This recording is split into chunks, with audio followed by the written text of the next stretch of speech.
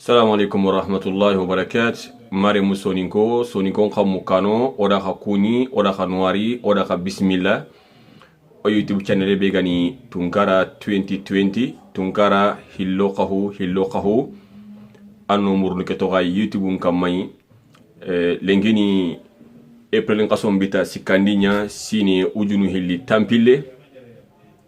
kenya gani gemu juman ko tanga wabaka ngani toki gabenati turki nyenga idebe khorebe gani Istanbul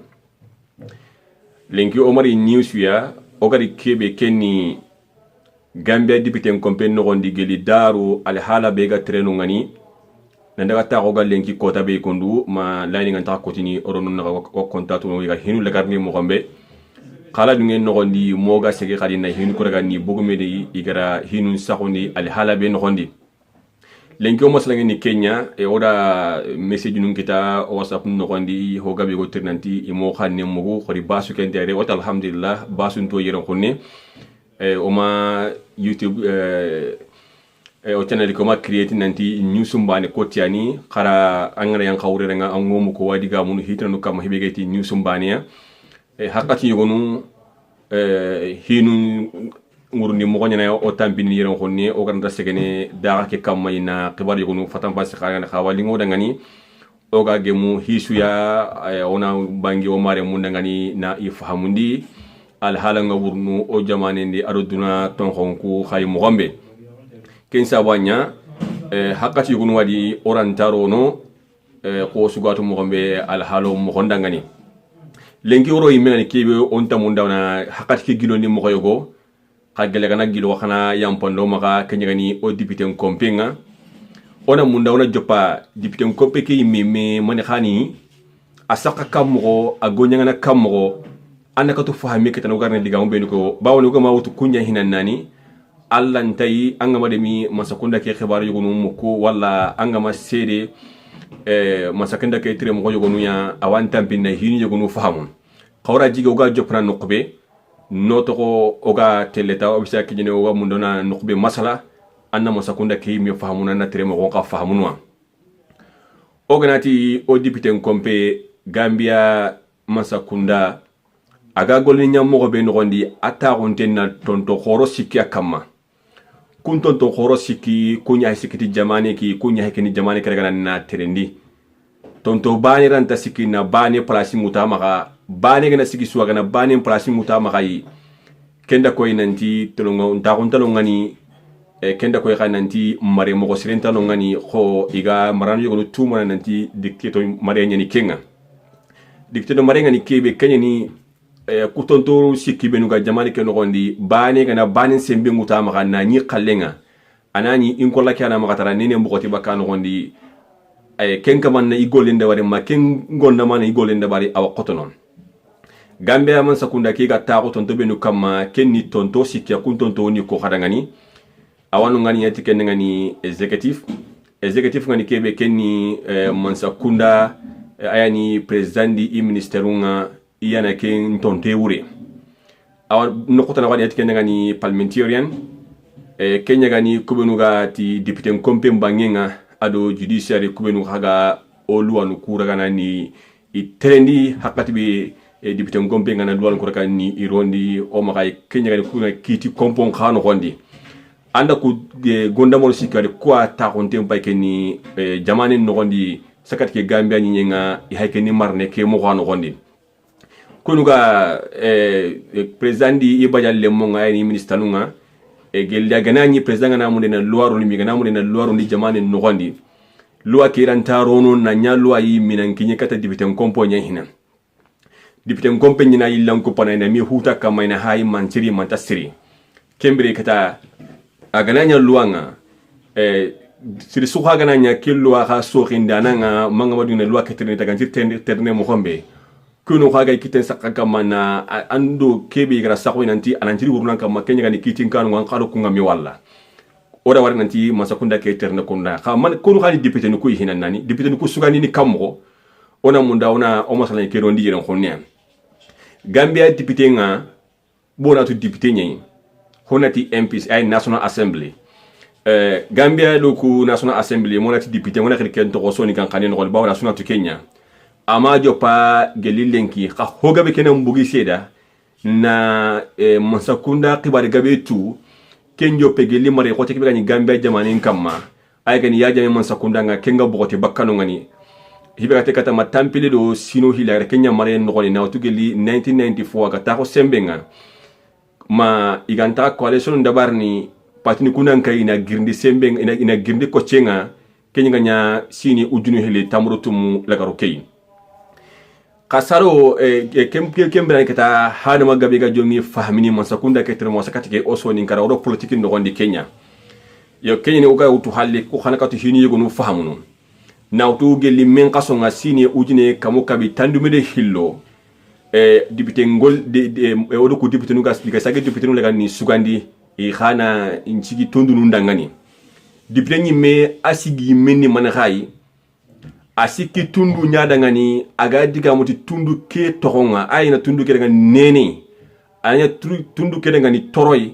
anya tundu ke ngani kitti do tay anya tundu ke ngani inkolay ana siki tundu ke ngana hanke ngani inate hinunga isugolanta hinunga itoranta hinunga hankane député ko beke di idangani Kenya igira député suraga na wotendi kagara ko cencida ngani kasugulanta hinindo ka hammiranta hinu ayan qarnutiya ayan banginitiya député kompen nogondi mina katu jarne député suga makede bare kadangani kanate hinunga ma jare kaga yille kengutu na nyila ronini ko ci sedi riye bawo ina sino kare kare ga tawono kaga kengutu na nyila tawono ngati bawo ni kada na mare mei bawo ni kada na sumpoy bawo na ngidare menyani kendi anke yimenta hamunde keta tora biga hakamma bone biga hakamma kenna mbugu hakamma ni ken saban sigi angana osoni kande buku hayi masakunda gantiri ana hibenu riti dipitenu gantiri hankali na kubenu nyangoda ngani oga konti kitana bawoni o kuyi mban kosanya na sororo place ni kuyi kubenu angaro ta place kidangani iri tanchigindi odo honkurankani mi bambe odo honkurankani okura tunu man kansigi ogani wara place ke hirtan bebe mo kama ontatu man khali dipitenu mi sigi menga odangani nisi mana nan kaso geli jawra ke nata ko maya jame keke kando tampini soni kara alhamdulillah jopene hinu go no fahamu ba na soni gande bu ko hay alla ma mini jike de tandu medo sino karagi lenki ona dukita baka honko lum mahay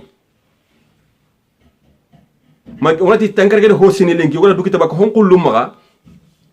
alla ma mini jike de bitenu ko hankane na kemberi o de bon no xonti ma soni ko nyimina ganta ka borne ina iloptan sigindi ina ijinu liti ina sigi ideben al halans commentinga amatu ken harsa o député no kusigi me o matwa ka oganda yimbelia ora ke sigindi ke sino kargi o ma yaare ta xibare nga tata ora ke mbugo hotana reti ngasi ma sikani ke rani kilin to kodunu gondia o mi tokono ngani na to dina sumpay o di wara no gollenya o mi waro nanti ndeka soko president ke ngani inyongo wenga député kompe no o mi wara kengo o wali wara kebe na mpankore na nchigo dangani o torangani kebe inatu o hamira hinungani kebe inatu kani député ke gotendi yimenga o ga wote député ndangani soro hilaga sigi masro sikega sigi igami hutunu korna mekei sere bani gana ko to bani hirna ko chunchi bania ayangani député nugu sugandi me be geligeli sine ujine kamo kabitanu mi hillo men kasonga ma pipi pati ngantarini ana mare korna menga 1965 député nuga sugandi ni bawo pipi a Kenya hakati akeni jawara man sakunda ke taymunga a gagni hibatle kata matanu timmi ko sedinga gel jawara ta ko sere ma hanka sine ujine kamo kabi tandumire tummu ko sidenya sine nganya ujine kamo kabi tandumire kargo ora ko sidenya bar kendi a gagni ayle taawunu khadi sine ujine kamo kabi tandumire tummu ko sidenya a gagni sine ujine kamo kabi tanyere do hillo a gagni sine ujine kamo kabi tansege do hillo a gagni sine ujine kamo kabi tansege do nyeru a gagni sine ujine kamo kabi tankabe do hillo ayle gagni ne khadi kembre am hari uciri taw ken nogondi sine ujine kamo kabi tankabe nagato ya jemme de militaire nu jogonu gidi na agirde sembenga kesu ko xamante aya ñi taxunu no ngani kesu ko xamante angna ku hakatin suhay jawara hakati keya député ngote ñi de bara député na gagné ina taxi cornamenga ya jamme ga taw hakati be har ko xumani na mbugu militaire okay na lo civil rule ke no gondi ko sidi de bari a ha gagné bawa ke ngara cornamen laga ya jamme ga cornamen laga ada opposition parti sikki wanu ngani ada kullaga adi tenkuni nanti ikulanta golini ikulanta wurnu jamane ke no gondi kani jawara parti ke mi PPP ada GPP ada ken ka tenkundi ayle NCP ga ada kun kharaga adi tenkundi nanti ini raqebogu politique xibare no gondi ada kunyi mbenkari kembri jel wanan qasom mbita hillandi sine ujune kamo kabi tankabe nyoru ya jamme gagni mpalle député ngoten khari dabari APRC ada korna ngabe keta député kompeke no gondi na mugu talna gata ko korna mu karagiya a gagné tanji kilo korna musiki akende kenya gagné UDP akenda korna mu nyeri gagné NRP kayni PDOIS i khara korna ko to gagné 1997 sine ujune kamo kabi tankabe nyeru jamenta ko halle al halo nguru kundwa bo uchenga lato hibe gani 2001 sine ujunu hilli bane kemrantenga ko sedi empolla kangatini Independent Electoral Commission IEC igani gara ku bani PPP party ke ado GPP party ke ado NCP party ke ogo sun kason nogondi kasu karegi sado odo député ngoten naka ida bani ke girdu hukama ani igari tenku nanti iranta golini jamane ke nogondi ida kembogi kamani nanti nan sage golin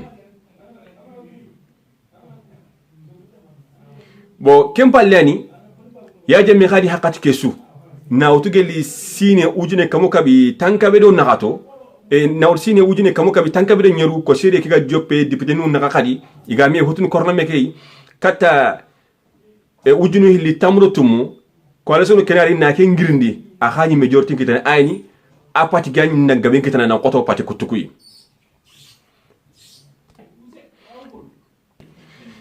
yo o député ngombeke tankrege do korna musiki kun tankrege do kun korna musiki ona ko sedi ndabari o député ngombeke tankrege do korna musiki na ngani ken tankrege kun korna musiki korna mu karege wa ken tankrege korna musiki no gondi president ni mena kulaga ni sugandi bo ado kananke wona wetke ngani speaker kayni adi ibata makonga ene ile sugandi ndabar ni kadi nanti kwani majority nga ayni kwa gabeni kwani minority nga pati be gani asuhoro honga no ngani kunu ga korna ngabu ngani ene to kunna ngani majority kunu ga korna ngabu ngani to kunna ngani minority kun khawi i makano ngani bo oga munda na lonno kube kenni na daga halle honni na otugeli 1997 na daga ta oga hakati be no gondi kono hande mi nyana speaker ngano ngani naka dema honne ona mi riti kata halle yati speaker kebe gani député ngopeke kanankinga akenga place be président ngantano ngani vice président tano ngani agaho akenya hakeni jamane nyi mankenga ona misale laga sasa hakati go kite gambe jamane ken ngondi vice président manyino ngani président barona no ngani ka batama ken tara batte ngete ken ngani vice président kem pakati bringa gelaganani président baro mantora ganda kita ayni aganta ani a fati kendi walla ka président baro jamane le mungri nanti korna meke ama haga wa girndini kani gatini na impeach serebe ko hanti na nya ken korna me kam makata na maroy kata ko sedi mbe saka kenyi no khadi kenni speaker kansiri ana maroy kenni palasi gwai aga kha magai gelegana ni president ngantano ngani vice ngantano ngani ayan siri ana mare kata obe saka tele ko sedi nga yo kembe kata na 97 APRC gara korna min laga ko khani aganya speaker nga ona kunyo no riti deputy speaker nunka na 97 khana ko sumugo nanti kodi mi nyana speaker nga kata kati bawoni speaker nga serebe ga sakarna keni president na speaker sakarana Speaker of the National Assembly na 97 Mustafa B Wada anya speaker nga na 97 ayne sini ujune kamu kabi tankabele nyoru kata sini ujunu hili hillo APRC imanke Sirif Diba ayne Sirif Mustafa Diba ahade minyana speaker nga National Assembly nga député kompen no gonde ayni kanan kinga no ngani sini ujunu hili hillo kata sini ujunu hili tumu Blida Bidwell ahade minyana speaker nga na uti sini ujunu hili tumu kata sini ujunu hili nyeru hakeni independent nye Sirif Mustafa Diba kempati ni NCPA Fatima da Jahumpa Sisi ahade minyana speaker nga sini ujunu hili nyeru kata sini ujunu hili tamu APRC patinga abakano nye Abdullahi Bojang ahade minyana speaker nga ahani mbogo APRC patinya nogondi sini ujunu hili tamu kata sini ujunu hili tamu do nyero Mariama Jack Denton ade minyana speaker nga nanti ayni speaker ke wakakati be nogondi ke Mariam Jack Denton ayni speaker nga wakakati be nogondi na utugeli baronga ganye korna minga sini ujunu hili tamu do nyero igara sugandi sini ujunu tamu tumu igara député kompekere na amoko ngemundi hoko sokuna ngiri bakano ngani akem Mariam Jack Denton ke yagare kundu aheke ni nyana speaker nga ay speaker nga wakakati be nogondi na mboko UDP party nogondi sasa ogana daga deputy speaker of the National Assembly kibega ni batamarenga o National Assembly ken nogondi nan kaso gel sini ujine kamu kabi tankabele nyoru kata sini ujunu hili na mboko APRC ayni sinsila call aham nya deputy speaker nga Blida Bidwell anya speaker nga anya deputy speaker nga sini ujunu hili hillo kata ujunu hili tumu independent nyani ogati independent keni serai amasikiti party toy George Aziz ahanya deputy speaker nga sini ujunu hili tumu kata ujunu hili nyeru APRC Fatou Mbay ujunu hili tamu kata ujunu hili tamro nyeru APRC lenko tanga srebe ganu ngani kenyani Mahmoud LK Sani ahaya kene no ngani sasa ogana daga majority leader nga kun ngara korna mimpe mpoga bengani akemba ka parti an no 1997 kata 2002 Tamsiri Jallow aya nyino ngani na 2002 ayne sine ujunu hili hilo kata ujunu hili siko ida Baba Job waranu ngani nambuk APRC nambu hari APRC pati banane ken nogondi ujunu hili siko kata ujunu hili nyeru Churchill Balde Kenkani anya majority leader nga nautu anya majority leader nga majority leader nga hadi sine ujunu hili nyeru kata ujunu hili tamro nyeru Fabakary Jatta nambu APRC aya nyino ngani wati majority khogara kakane mugombe parti be gada korna ngabe ngani député kompeke no gondi kala wala gada host ko en gonda so hakin APRC ay kubin ngani majority ngai ay kubin gada korna ngabe ngani ka hakati be hara ko ngada bari man sakuna nunga ujuni li tamro nyeru ke ba ke baro le ko tanga aya kenni majority leader ngani nambugo UDP parti nga bawon yanda korna ngabe ngani minority leader nka kubenu gama korna ngabe gagné député kompen no gondi khayena do majority leader ko batenga kubenu korna ngabe gagné keme sen jamme UDP ujunu hilli ujune kamuka bitanka be nyodo kata ujunu li hillo Halfa Sallah anya minority leader nga PDOIS ujunu li hillo kata ujunu li nyeru UDP gayle gagné gadi ujunu li nyeru kata ujunu li tamudo hillo Modou Lamine Ke Sané NRP khali ma katana gadi ujunu li hillo wax ka khati ben gondi Samba Diallo haykeni Kenya magay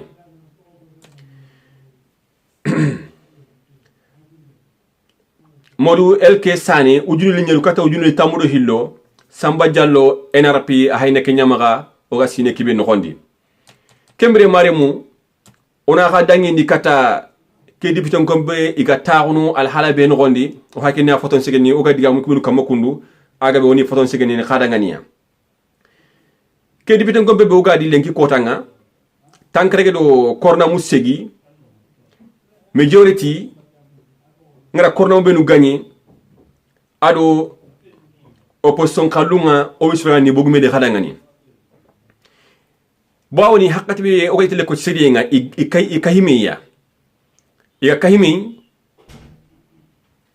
patini kuma mesu wa kahimi wa kanyi député ngote nga ibore ba kamé ho sigiti yimi ko tele député ngote ki UDP da tanji ki korna mbane gagné NRP da korna mu kray gagné PPP da korna mu hilli gagné independent ki ba sigiti partia akenda korna mbane gagné président ngara sebe mi appoint ana yake mani drome nyomi nanti da kewtu kunda kata soro kare kunda no ko seri no gondi president nyimena kunda gana ani appoint ko haya nge kola ke di mo gombe UDP flag ngani kebe ado NRP ado PPP ado independent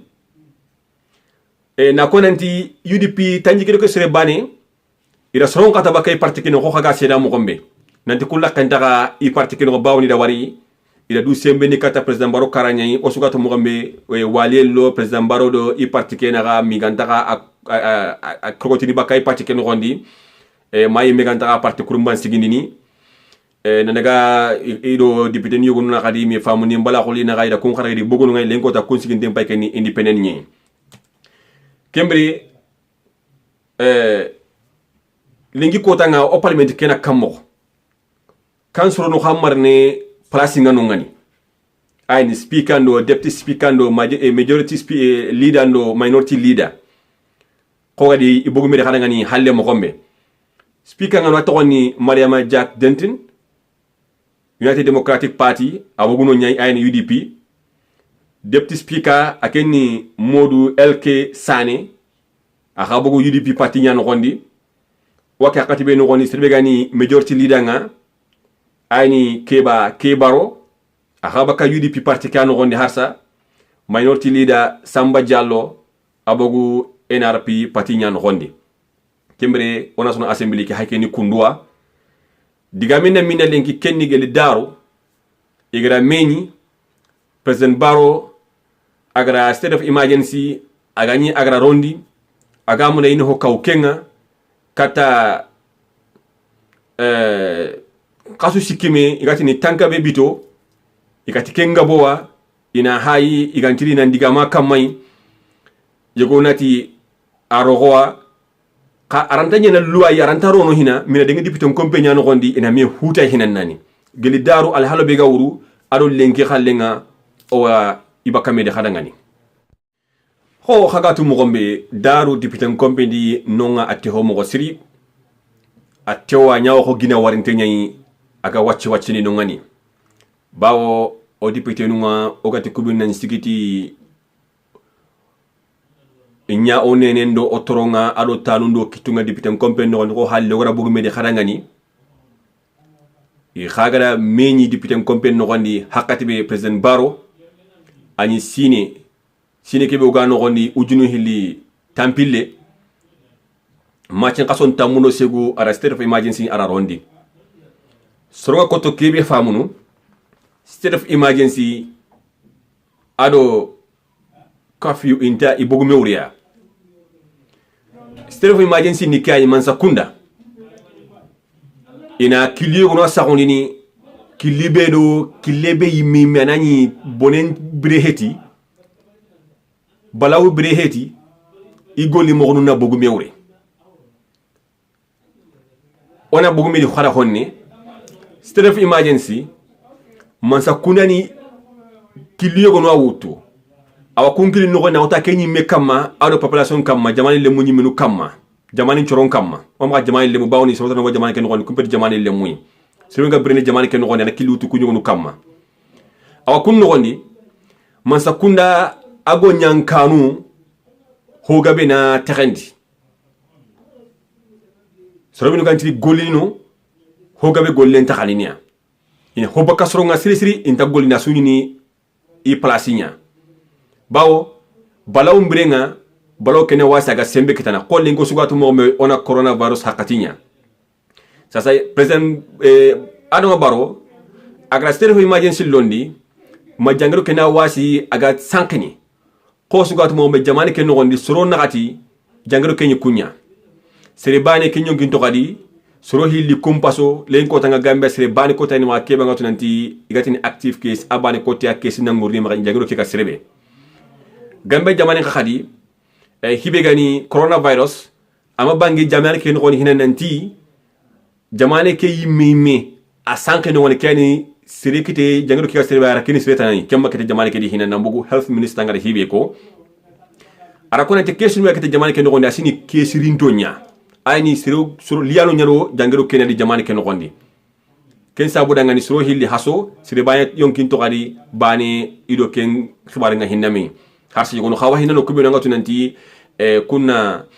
lagande yadi hina igi him cross ni jangero ke mawiya mantiya uchebe igantiri ni crossa no gondi na diga mede na do hondi kenyani daru député kompen no gondi ida meñi president Barrow ke state of emergency ina koyme ina mi huta kama agin saka yaga be nogondi ana sawke nyaare bawo no dipide ko beke ida ka sigiti tundunu nya tonga kuntu no suranta meñi ni no ngani ora sere sugandi kenen cikiti o tonga no ngani agana igere hibe de barno agama jamani ki wati iyandanya igene hisire khada baraka jamani ngi kani oni kitenyo ono kitenyo miniye bawo yeno ne ngano ngani yano hosu no ngani ken sa wone bisaka hoho dabarani ina tiri na crossia ina yaare muray ina tu nanti kedo owatia kedin chorongatia kedin choronge metimeya nchoron karindi ijamunga kedia hani ngene kede bari onda gemo ki khani no gondi o soron bone nyina keno gondi ini jamane nginge gwanga tu nanti yella ngana kete jamane wo kete nyomi ni khay bawo luwanu ndo yendi hara hunde di mo kotrano agili khama ken sabri da meñino ba tembedu a kembe gani justice minister nga a dantare adi killen dantare ido mo gombe gani state of emergency ke nyam mo be gani akillen dantare halina diga mele gana de hondi srokete député kompen no gonde ke gani député nunga ida koy nanti hinga wuru mo gombe ina ta kitti wutte de barni kundu nangi mo kanu no nanti kado kebe gar katoyi ke serve emergency ko tabe gar nanti kenan jiri nyana kem pakkan on tanka be bitoke eti kenga bo ina ndati de agawo ina ndati ne arogo bawo killu nyana no gondi jiri bakat ken killu wahina tirnde de barni kempene iboguti kun killu wahina ba bi sakatini ina kitti wutte de bar nanti odunge tay yengo ende bar ken ko siri halfa salla akimbe ga dalla parliament ken ko siri anya sire hibe ga digamu akendo yakumba idigan kanunga hareman ligemu ken ko ndi daro na koy nanti député ngombe keni kombe ke bangara nanti aha kape gondama horonya ke bangara nanti i khagan sini ni ganyet kudi menu ina do jamani mpay gella gadi wati mami wati aro demokrasi na miutu madi mami utu hada madi ma pakke ara la miutu mada mawutu ida kataro ni tanka bibito manani tanka bibito anjiri toy manda shiri toy khoda ko hale no gondi o haka bonte no ngani state of emergency ke Kenya gani hada manta meñi ni mo yogo meñi ranunga igantiri meñi ni jate be no gondi kellanta nyana keta goniyan kanu ngantiri wurnu al hala be no gondi intaha wurnu king al hala diketa pitiki be no ga wurnu marché no nga hada nga meñi ni di kuncula kunnan tere kani state of emergency nga anga bogandi nga haju andam bagandi o motonun kaga wurnu mo gombe intaka moton pakka ko agademi hakka mo gombe amoto ngati so tamiri lawta sage so tum nyawtu ana hota kande nyawtu kudi menu ina kwaro nini balawum pakatinga balaw kene wat katu agada sembe kitana mo gombe masakuna kata gajan kiti kille be anani agan sirti jamani nga kembre halfa salara ko idiga mun ko nanti hibe gani ke state of emergency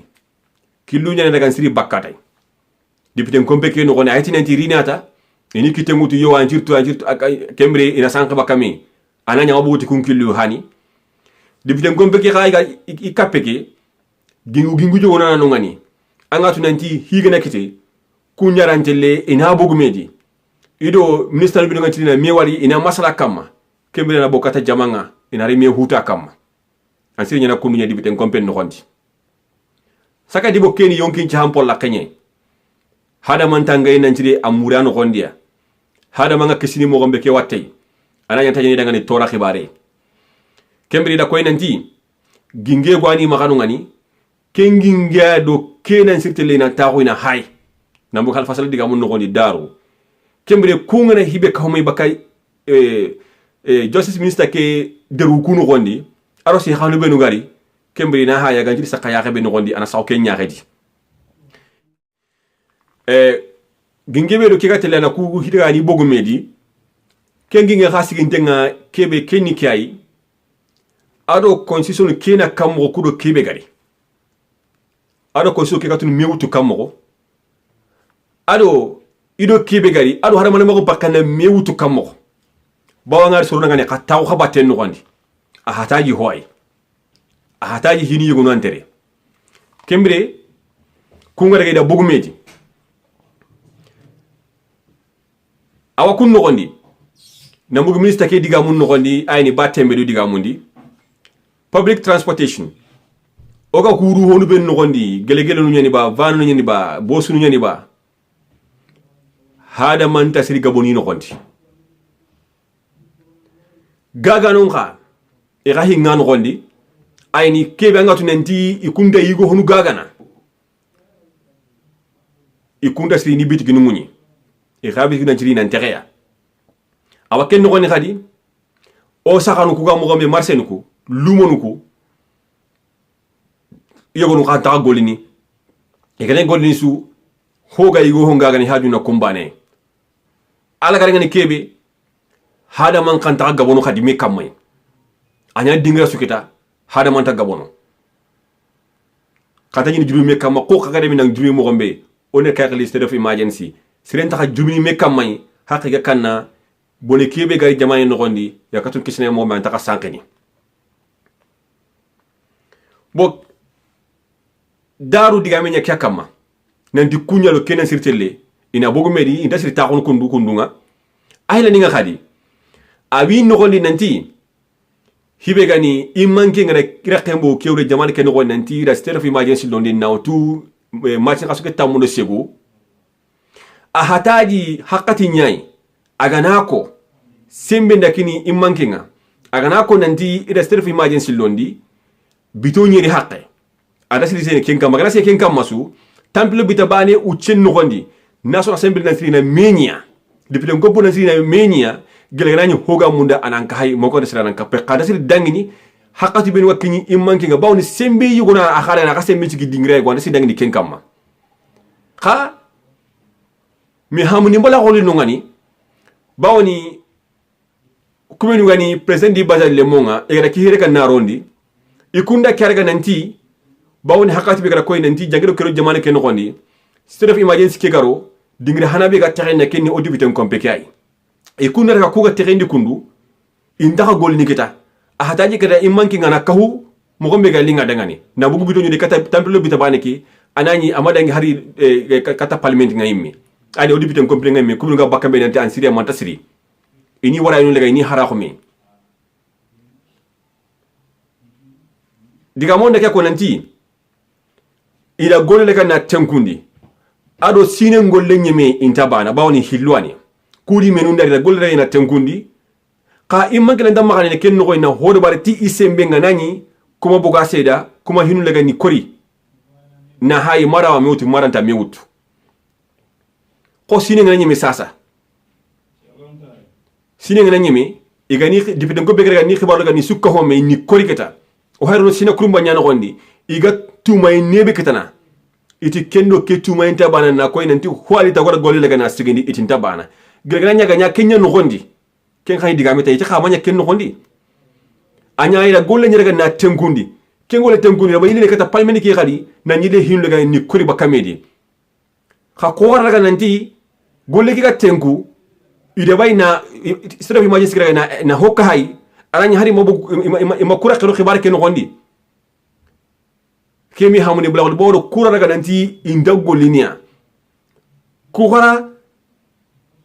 do golle ngami ila golle ga tengundi ken nanti golle mbaga nyimi ko sine la garu golle ngani mo ko etinta bana mo koy daru kira ri idiga min no gondi hakembre kata ina kata hayni nanti kebi president mo munda ina rondi ado luwanu nda me wari ba akori kammo anjiri nyana kammo ada hada mangati ba jamanen toranga di ba mi khere nyana di ba tongu ina stere fi emergency londi anna munda yonkinu nyankisi hada manna jamu kita ina kisi baka jangelo kay kendo anna nyile hotana da barni kebe hada mangati le tore bangati honan taxi batten no gondi anda betigun lega andi texe ngabira luna nunya hoga ko no diga woni mo gombe afriki mo gambe jamane nga sire gabe nyano kebe ngoto anti ibra do njongi nteni ga kemuru keni na kenya igana kendi ya kemuru kata dimba nga sokobanga kenya ne da katenga maya nyina nyagaminga itanga ti kunan taxi batten no gondi ahtaji hiyanda bari kundangani e hakatu ni brene mo gombe aga o kenda le wuru jangiro nyai anda ga duro kalle no gondi bawna nga may yankalla ila ko nanti hibe gani jangiro ke sahare ndey kandulle ke sahare ngay hada manan tirana huwa katana iga ke taxe no konti national assembly ni ko no digamu ay no député ni ko no digamu député ncu heto député ngombe ke no gondi ina kana nyatu ngani jamane le munda ka honu wanu ngani kunna kana nyatu ndeni itundu menu gari suganti ndajigi sebinu ga tringe baka idiga munga ampati nga baka medo député ni gonu al halanga député ngombe ke no gondi anga tunanti ogadi wutiti kanebe oga wote daga ni kanebe ken kanne ida hago daga niya ido na gadi ti ngemi jamane ka daga de marga di posu numbani député ni gono kunkuno ni nyongo yebani ko tay idanta hisu ya xebagani ni itundun nangani anti diga ngani mi am ko nanti i xawase di itundun to koy dango dro angara kebe ko ganjiri na president nkontani ndi anga kati kingata anni wala ni mu ko yonko nota o ma woteti dangani kenga o woteti dangani no hasa ino tunu laga ini tango dangani ona te hono ngani kibe ne yaxe mur ku ngar ni mo gombe di pren ni do siri angana terinka baka idiga munga oranta hokko no hotto kono ka idro do siri wake hakati ben gondi gambia hararia o hata jaga député kutube no gani no hasa iga hinna ta mari ni do president batani ina kengara ina tu hibe gadi kinyano ngani golle nyandi kinyano ngani I golli ni ko ngani ko ngadi warano ngani andi gonya ngani nyakku ngara ngara no ngani iga iler ni lenki ta xen no gondi hakati be hak e gara kilekini ku ka holle mo benu yuri ku ndaga justice ke diga on ko gani bogumedi ke sere fu emergency anyam mo ngani kebe ido ministre ni yogo nakacha ko no marantenga place benu ido ke jangiro ganjiri na ngoli dome kenya gani minister of health yonkin jam polla ke jula ko minister nga kayni ministre marantenga hankaran katon gatini tourism kubenu garni kayni just minister ke imme ay batembe do idi suna taxudi na kacca tirno jabindu naari hakal haraxi na dabari ina kar taxu ina mina me famu lenki député kompen no gondi ina me hutune dabari ina isimra hinuti idi ikhadi itundunga kacca mo gombe kembre keta kiti ute nada bari ma idungeti kestere of emergency anda kata ma tanka be bito walla ka ina hobogay kebe aganjiti jamanenga bawo député ni ko digam kusu no gondi few anga digam kusu kawme anna ni digal logo yo wonu ngani kemba ne koti wase jamane le mun ngani ga si kenda ngani no ngani kenya ngati state of emergency ko gara ko mo gombe hada man nan tariba ten no gonni kebe ga baki lagana walla aga plate lagana ikite no wada ga yala no dingiranga angara kenga ba yala nya katananti anan tagu jangiro kem maka sank kebe ga cementi ngaga ni bitikindi ma kebe ga bollu ngaga bo kunta yigo ho gagana andi kunan tariba tendi ina mani khakitane gai gana kunyi ko nan nyana mani gai ke tan kenka tanka be bito no wala jate be khaka ko nanti ina tariba ten no gondi ina sid ho kitana yiga tundu num po gabe so hay wuruti gai soron dangani ala no kotana be iga wuruta kenni kay ida bagasi num press num bagandi nanti bawno gati state of emergency nta dula nugo lon khoro yogo nugiri na hokay i bagasi num ko khaga gila khaga na khaga nyusun folono ida yogo nu kitun jari hale lengi ni kinya kitin kanga nanti ida bagasi num jongon kaw kon khawa kitun no ni lengi iti gele ganani bagasi num jongon ngakay ara tunu ni guna wati khama tunu ni gunu wati idi amin gati ken kayno ngani khawona ko subaka mene khada ngania ala du ngeen nokondi oga kamay ona jopa minna hakati be ko korindi yido minister ko kacca iga dandaki ikilunga iga di sakhoni mo gombe ida kyako nanti tanka be bito kengabo state of emergency ngani tanka be bito agabo ina ho kutuba kayna ya tanna gatu bito karaki ka tanka be bito itikenga boburu kosugo kondiso ketu mo gombe honorable mahanera a khadigamu ala ko ndi sunka son bagalo tinto en nokonti oswatu obre mo kiga mo gombe o jamani ken nokonti anganati matanka be bito ko idan to sunka son ka ton ko nga garni ken hoyi aga qotlo jamane kiti an jamane le mulla gani tampindia yogo no khadi gam député ni yogo ko nanti igara ko bagasi ni benu jongonu liti telongon ta gon tadi angana hay ko bonu banginga maru mboto anga wala wujine do tankrage ma wujine do tanyero karago anga raga bolonde buku no gondi anga maru mboto ni ma gayi wujine do kamo hili tankrage wujine do kamo sik ida ko ni telongon ta gon ta ken no gondi aga ko kubuno hakeni jamane ke ton kongi tana tampindo kubuno ganu ngani ampaga de kilifiniti ho kebe garantay na birenda lan koton di kamma bawoni kemri angana hay député ni gonu gadigamu idigan kanun no nanti maro ngani hakabe yimme me geli ina taxu na ko kaw na maro jongo lega ni kutu na igon tan jongo lega ni kutu sukrando hibe gani farinu ngaro kemetano o hata jindenge yere kunyu gonu jongo numba gandi ida konenti kenyi meile sababu anya sababu tana khadi masakune ga price gorti daga jongo gorti ke banga tunanti amanya ga kenyi me etike mira tampeliti jamane ken gondi hina higa shi mengani kebe ngana mu ko magambaru nga dangi sin re konto nugo ne kya pro na jamane ken gondi hada man to hakin diga mun kammo o yigene kammo kesro fi emergency ndari ngeni ndi mbayamira ni kundwa angena ndi mbayamira ni kundwa o brene kammo gele gana ki khanda kero ndiketa diga mena kya kam itanya tan kabe biteo aya tan gatri bito karagiyo ma bremo kanko hinana ni kenyam fami soron ngani hina iti kota kima matade danjati na kutiti kemma hinta kengawo hinna bremo ka hina jamane ken gondi nambugu o député ni gonu digan kanunga ida ko nanti tundu nu kunu gondi haragana ke state of emergency ganaro kata ana hangaro kono bawo ni khati hada man nan tahi batanyiti kaswatu kate di Gambia Senegal ga gingi mo gombe itari ko mari sorompi na ro jamane ke no gone mo gombe ga lene ina bogu député ni wona ke seda ko nanti gi tundu nga ida wari soronga hinna rono jamane ke no gone mo gombe ga lingi dangani jamane ke matange député ni ko diga min ko nanti itundu nga yimme ida wari tundu ke mu manchu few anani police ka baane ko tanu ngani kem police ka yimme honda yimme ti ma sakati moto tini daga gingila ko ga ni tanga loane no bokkano kende ko ento mo ko ndagi hataji ni na gani nyetude har ke ko mani o ku police ka no nyaga hinna wunante hari wuru honti ma khoro min ta gona ke hay député ni ko no hayna wunu kya nanti ikuntu nu nyimi no kondi soronga no ay mangati daga ni coronavirus ida sakay so ine nanti ko keni garenye man khanda Kenya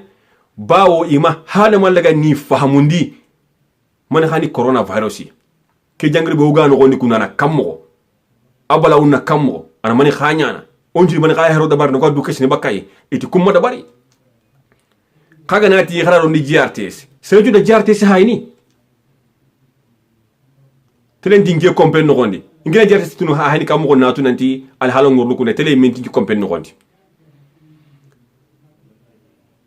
e the Ministry for Health yongin jaham po la kay ikondo Justice Minister nanti kaccana domia ina député nu la kala no gondi sorona daga sorom fahamu ni jangiro kay bawne serenga ma hom fahamu anati yanna luwa sa okin kam nan tagana nya kundu anga ki hakra ganay iti kenni ho anga tunanti ampa kenni dangini wala ampa tonya kunta kunya dabarni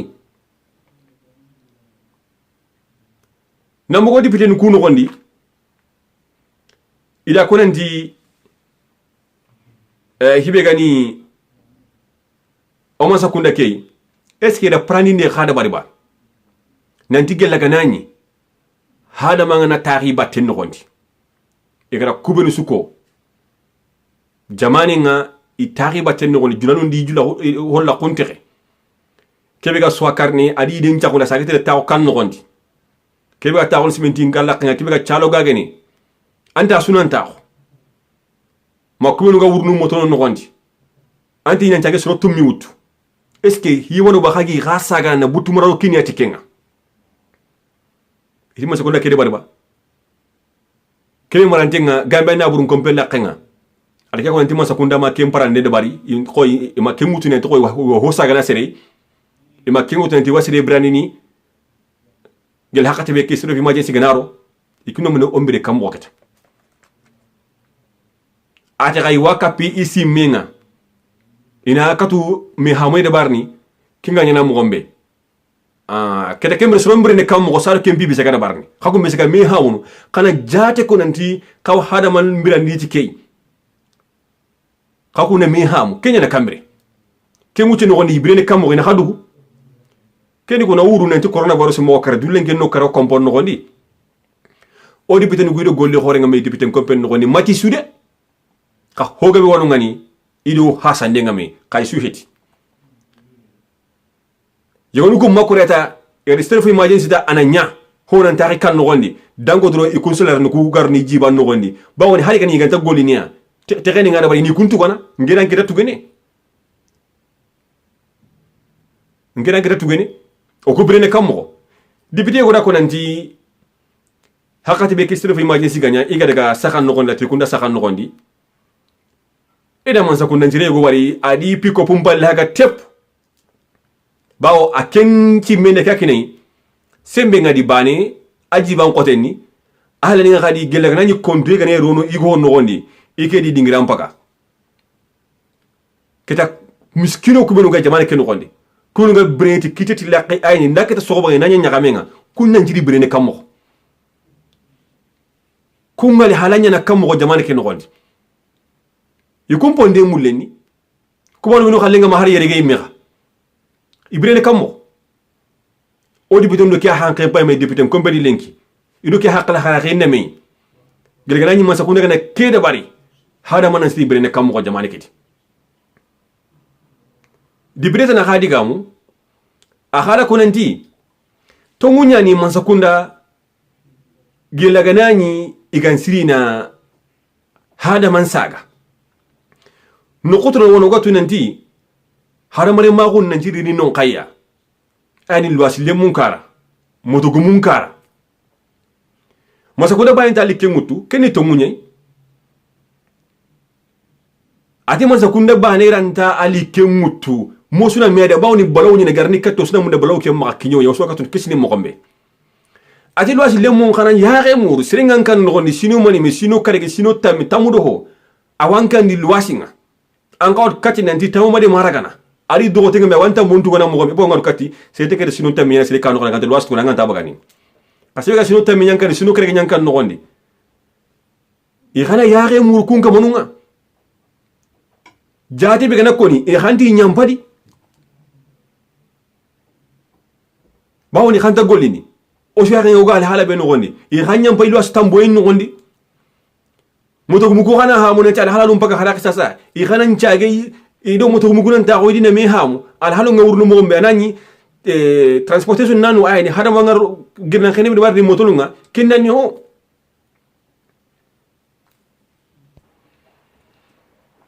kare ke ko nanti ken khanya na masakunda gana gele gana ni masakunda kan sina price yo haga ala jamay lo mulaga ni dema jamay lo nga taxi ben tugana igal lo bolu ben tugana i khana ha ina kungara tumay ken ko li bawni serenta golini sede serda ngal alla jangna yigo hoy sakanati ankenna taxi tuga wala na ketuga eti kusini ho masakunda kan ti ya khe murno koy nandi tanaka de bito karagi tanka be bito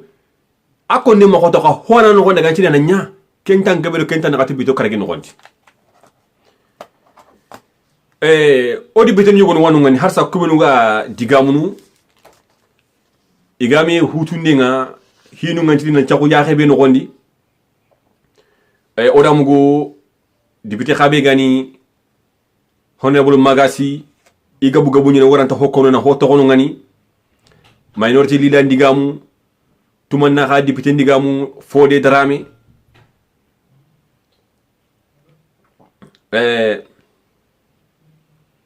nako nanti hari gati soro na maka meni nandangi hari soro kargi no gondi masoro tammi men gondi angar soro na maka meni o meni ni wonu wadi kunta soro ina pun soro kargi ya alawati ni bare no gondi soro maka meni nangi bit soro kargi soro tammi nyaxanu dagana kunni ho ya xote ni iti ya xanti di murni kusuya ma solution yankete kusui anani inda katu le kata community nu kuyi taxo kuyi ni fahamundi idina mew idina masala domi ina katu idie mana ni famuli jangiro kay ina katu du kisini xayna du tanga baka jangiro kay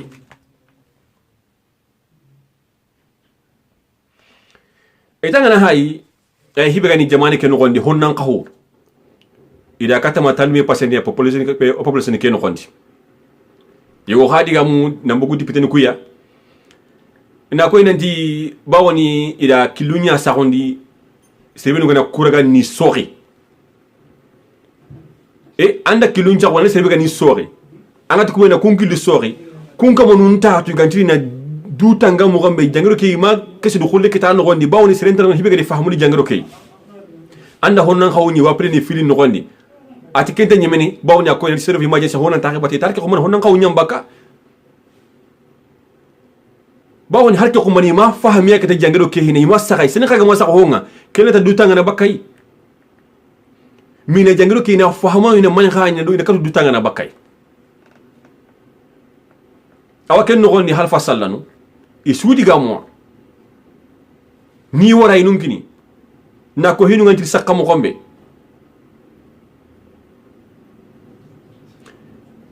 hibe gani mon sakunda golle khore nyene maka igantri na dabari